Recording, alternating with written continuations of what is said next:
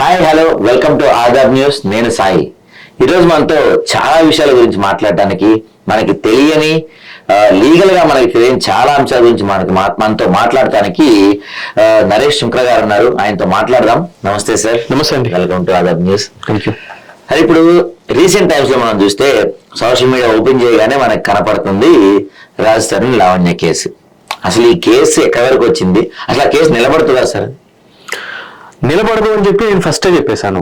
అంటే day 1 issue start అయినప్పుడే మీలాంటి మిత్రులు వచ్చి సార్ మీరు ఎన్నో విషయాల మీద స్పందిస్తారు ప్లీజ్ సార్ అంటే కనుక, ఏ చిల్లర ఇష్యూ అమ్మని స్పందించారంటే కనుక నిలబడదు అని చెప్పి నేను ఈ కేసు స్టార్ట్ అయిన మొదటి రోజు నేను చెప్పడం జరిగిందండి.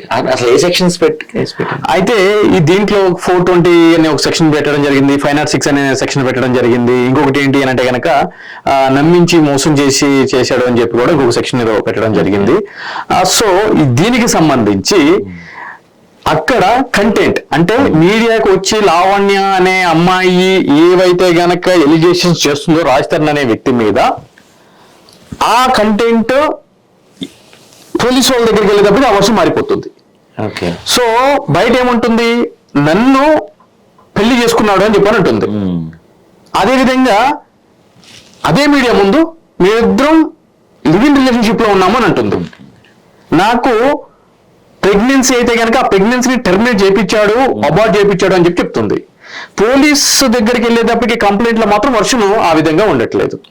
ఇప్పుడు పెళ్లి చేసుకున్నప్పుడు లివ్ ఇన్ రిలేషన్షిప్ ఎక్కడ ఉంటుందండి? ఉండదు కదా. పెళ్లి చేసుకున్నప్పుడు కాపురం చేస్తారు, అంటే సమాజబద్ధంగా న్యాయపరంగా అంతా ఉంటుంది. లివ్ ఇన్ రిలేషన్షిప్ అది ఉండదు కదా. సో అందు గురించే ఇవన్నీ కూడా బ్లాక్ మెయిల్ టాక్టిక్స్ అవన్నీ నిలబడే కాదు అని చెప్పి నేను డే 1 చెప్పడం జరిగింది. అందులో భాగంగానే పోలీసులు కూడా కేసు రిజిస్టర్ చేశారు. రిజిస్టర్ చేసిన తర్వాత రాజ్ తరుణ్ ఆబ్వియస్లీ కోర్టుకి వెళ్ళి యాంటిసిపేటరీ బెయిల్ వేశాడు. యాంటిసిపేటరీ బెయిల్ కూడా తెచ్చుకున్నాడు. నిజంగా కూడా ఇక్కడ ఇంకొకటి అందరూ గమనించాల్సిన విషయం ఏంటి అంటే కనుక, ఈ అమ్మాయి చేసిన ఆరోపణలు అన్ని కూడా నిజం అని అనుకుంటే రాజ్ తరుణ్ మీద పెట్టిన కేసులో 10 సంవత్సరాల వరకు కూడా శిక్ష పడే అవకాశం ఉన్న కేసు ఉంది. మరి పోలీసు వాళ్ళు ఎందుకు అరెస్ట్ చేయలేదు? మరి అరెస్ట్ చేయనప్పుడు నాకు అన్యాయం జరుగుతుంది అని చెప్పి ఆమె కోర్టుకి ఎందుకు వెళ్ళలేదు? అతను యాంటిసిపేటరీ బెయిల్ ఇచ్చినప్పుడు కూడా ఈమె ఆ యాంటిసిపేటరీ బెయిల్ లో ఇంప్లీడ్ అయ్యి ఈ బెయిల్ ఇవ్వకూడదు అని చెప్పి ఎందుకు అడగలేదు? సో అబ్వియస్లీ ఇవన్నీ కూడా ఏదో సంథింగ్ ఎక్స్పెక్ట్ చేయడము, అవన్నీ జరగకపోవడము, ఏదో ఒక ఇన్స్టిట్యూషన్స్ అడ్డు పెట్టుకుని మనం ఏదో చేయాలి అని చెప్పి ఇంటెన్షన్ ఉండటము, ఇవన్నీ కూడా ఉన్నాయండి దీంట్లో.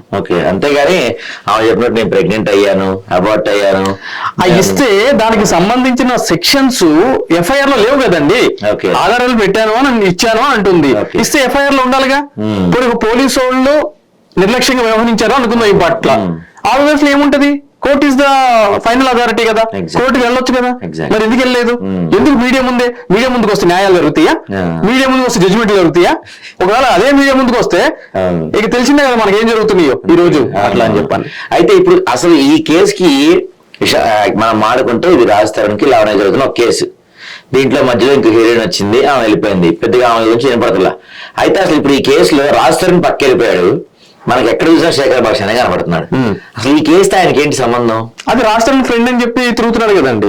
అంటే రాజ్ తరుణ్ అంటే హీరో కాబట్టి ఆబ్వియస్లీ బయటకు వచ్చి డిబేట్లకు వచ్చి అవన్నీ వేస్తే కొద్దిగా ఇబ్బందికరమైన పరిస్థితి ఏర్పడుతుంది కాబట్టి ఆయన చెప్పాలనుకునే అన్ని కూడా ఈయనకిచ్చి ఈయనతో చెప్పిస్తున్నట్టు ఉన్నాడు. ఓకే, అదండి. సో ఇప్పుడు దీని అంటే ఇంకొంచెం ఈ కేసు గురించి మీకు పూర్తి డీటెయిల్స్ తెలుసు కాబట్టి అడుగుతున్నాను.